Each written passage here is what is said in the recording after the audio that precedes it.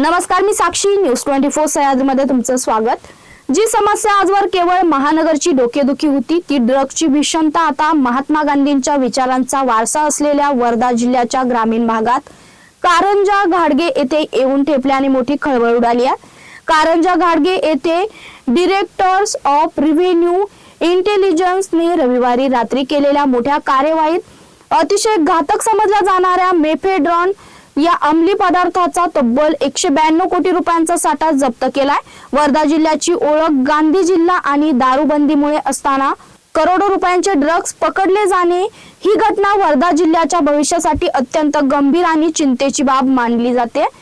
आर्वी विधानसभा क्षेत्राचे आमदार सुमित वानखेडे यांनी तत्काळ हा विषय नागपूर येथील हिवाळी अधिवेशनात विधानसभेत उचलून धरला आणि सभागृहात स्पष्ट केले की हे विष आता थेट शेतकरी पुत्राच्या दारावर येऊन पोहोचलाय, जे तरुण पिढीचे आयुष्य उद्ध्वस्त करू शकते, असं सांगत प्रशासनाच्या भूमिकेवर तीव्र चिंता व्यक्त केली आहे आणि केवळ आरोपींना पकडून न थांबता या नशाखोरी आंतरराष्ट्रीय साखळीचा मुळापासून बिमोड करण्याची मागणी सभागृहात करीत करोडो रुपयांचे ड्रग्ज बनविण्याकरिता कच्चा माल कारंजापर्यंत पोहोचवणे यामागे मोठे आणि संघटित रॅकेट कार्यरत असल्याची शंका आमदार वानखेडे यांनी व्यक्त केली आहे।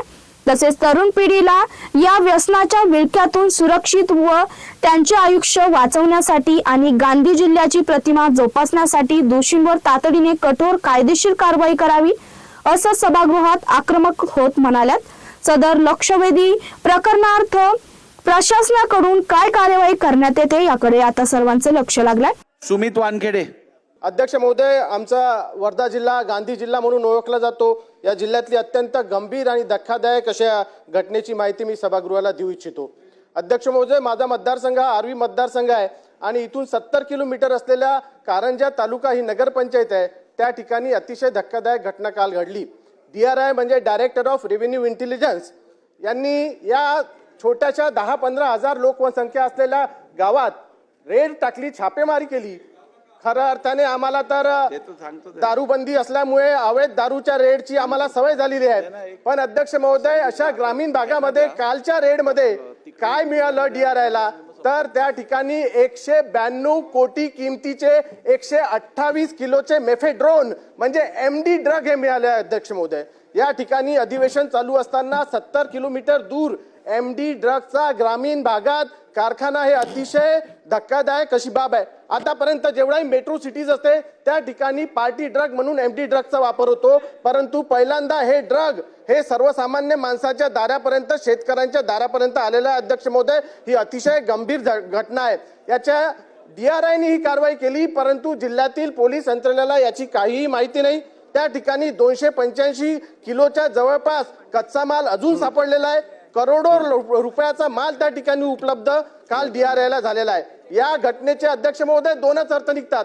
एक म्हणजे वर्धा जिल्ह्यातील पोलीस यंत्रणा ही पूर्णपणे कोलॅप्स झालेली आहे, किंवा पोलीस यंत्रणेचे लागेबांधे अशा पद्धतीच्या अवैध ड्रग रॅकेट चालवणाऱ्या लोकांशी आहेत। माझी आपल्या माध्यमातून माननीय मंत्री महोदयांना एवढीच विनंती आहे की ही जे काही अत्यंत गंभीर असं ड्रगचं रॅकेट या ठिकाणी सुरू होतं, याची नीट चौकशी SITच्या माध्यमातून झाली पाहिजे। यांना करोडो रुपयाचा, अब्जो रुपयांचा फायनान्स कोण करत होतं, हा ड्रग कुठे विकला जात होते, नागपूरला विकला जात होते, अमरावतीला विकला जात होते, संपूर्ण विदर्भात विकला जात होतं, याची चौकशी करण्यात यावी।